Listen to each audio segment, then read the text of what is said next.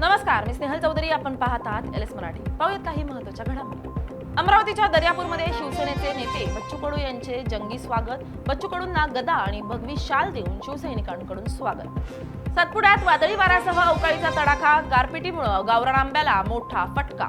परभणी जिल्हा परिषदेच्या कार्यालयातील लिफ्ट गेल्या 2 ते 3 महिन्यांपासून बंद. ज्येष्ठ नागरिक दिव्यांगांची हेळसांड.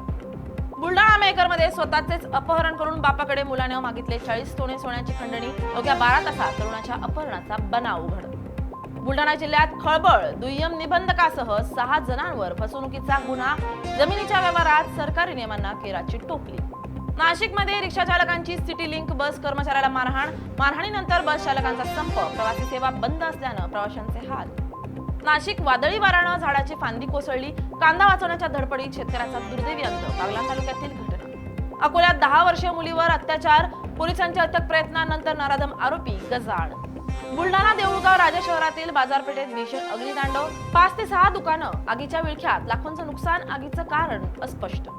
चंद्रपूरच्या वरोरामध्ये दारूच्या नशेत मुलाकडून स्वतःच्याच घराला आग. अग्निशमन दलाच्या तत्परतेमुळे मोठा अनर्थ टळला.